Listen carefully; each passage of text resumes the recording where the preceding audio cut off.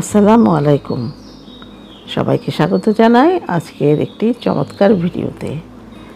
এখানে দেখতে পাচ্ছেন আমি সুতি কাপড় নিয়েছি। এই কাপড়টি এখানে 2 গজ কাপড়।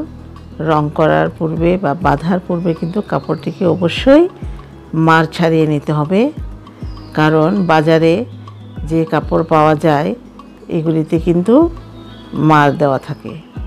মানে যদি মার দেওয়া থাকে অবশ্যই সেটাকে ধুয়ে নেবেন। যেহেতু ভেট কালারে আজকে আমি একটু সহজ বিগিনারদের জন্য একটি ভিডিও করছি। তো যারা নতুন আপনারা বাটিকের কাজ করতে যাচ্ছেন, টাইডের কাজ করতে চাচ্ছেন, তারা এই ভিডিওটা দেখুন এবং ভিডিও ফার্স্ট টু লাস্ট দেখুন এবং শুনুন, কারণ কিছু টিপস এবং ট্রিক্স আপনারা জানতে পারবেন এই ভিডিওর মাধ্যমে। তো এই যে দেখেছেন যে আমরা সাধারণত আমরা ছোট সময় অনেকেই কিন্তু কাগজের নৌকা বানাই। তো কাগজের নৌকার মতোই আমরা এটাকে ভাঁজ করে নিলাম। জাস্ট ওই নৌকা বানাবো না, কিন্তু এটাকে আমি একটি সুন্দর ডিজাইন করব, শিবরি টাইডাই আসবে।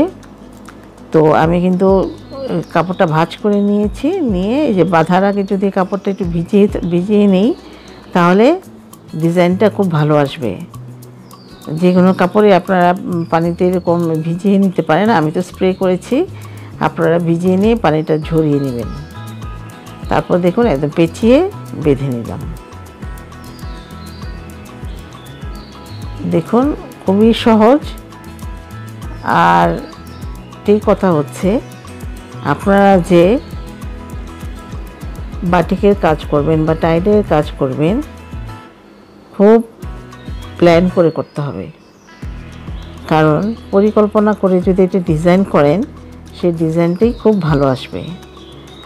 তো এই ডিজাইনটা দিয়ে যে কোনো কিছুতেই করা যাবে, বিছানা চাদর, কুশনের কভার, জামা।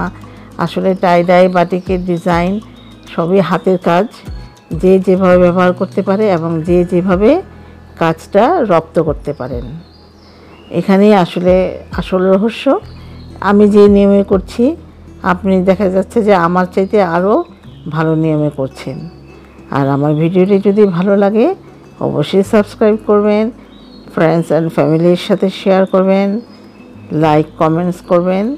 আর যদি প্রশ্ন জানতে চান অবশ্যই আমাকে কমেন্টে জানাবেন। তো আজকে যেহেতু 2 গজ কাপড় নিয়েছি, সে অনুযায়ী আমরা ভেট রং, বেগুনি রং দিব। তো এখানে বেগুনি রং কিন্তু 1 তোলা নিব। আর প্রথমে আমি কস্টিক নিলাম, তারপর দিলাম হাইড্রোজ। তো রঙের দ্বিগুণ, 1 তোলা রং হলে হাইড্রোজ 2 তোলা, কস্টিক 2 তোলা এবং পানি।